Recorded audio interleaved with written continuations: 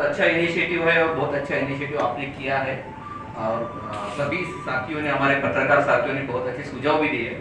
मैं कुछ सुझाव, being a journalist, communication field से हम लोग हैं, कुछ सुझाव मैं देना चाहता हूँ। एक तो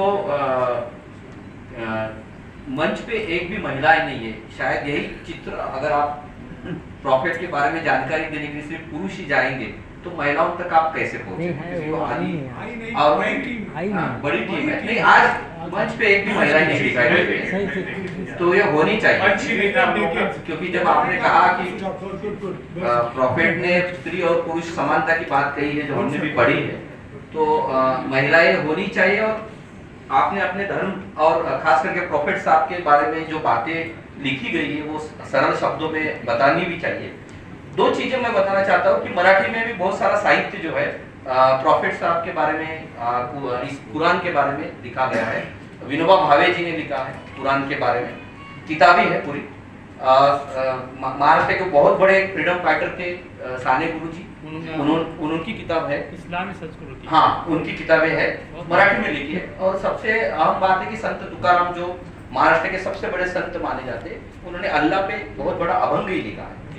और वो मुझे लगता है कि आप अगर ऐसा साहित्य लेके जाएंगे, क्योंकि आप जहाँ जाएंगे ज्यादा से ज्यादा मराठी ऑडियंस भी रहेगा, क्योंकि महाराष्ट्र की मूल भाषा है, तो अगर उनकी भाषाओं में और उनके द्वारा आप कह रहे हैं महान है इसलिए वो नहीं महान मानेंगे, लेकिन अगर आप उनको बताएंगे कि संत तुकाराम ने कहा है कि अल्लाह कितने महान, या आचार्य विनोबा भावे जी ने कहा है, या फिर साने गुरु जी ने कहा है, तो ऐसा साहित्य अगर आप लेके जाएंगे तो उससे ज्यादा इम्पैक्ट होगा, मुझे ऐसा लगता है। और इंस्टीट्यूशन खास करके आपने कहा कि मस्जिद में लेके जाएंगे, बहुत अच्छी बात है, क्योंकि मस्जिद को लेकर या मुस्लिम बस्तियों में भी आप घुमाइए, क्योंकि हिंदुओं में ऐसा बताया जाता है। अब मैं बचपन से, मेरे खास दोस्त मुस्लिम रहे, मैं मुस्लिम बस्तियों के आसपास ही बड़ा हूँ, लेकिन अदर हिंदुओं में बताया जाता है कि मुस्लिम लोग अपने घर में हथियार छुपा के रखते हैं ताकि कभी भी दंगा हो जाए तो आपको मारने के लिए हर मुसलमानों को तलवार रखी जाती है मुसलमानों के घर में।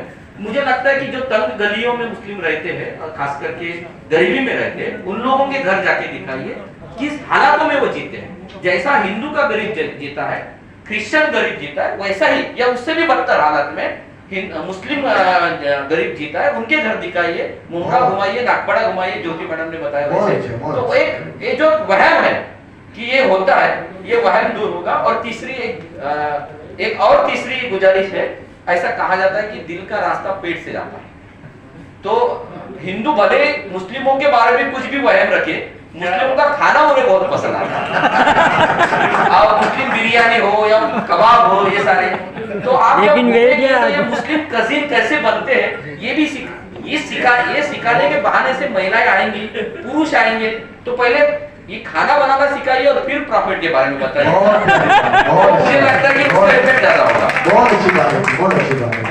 Good good, thank you very much. एक बात मैं क्लैरिफाई करूं, साने गुरुजी की जो किताब है इस्लामी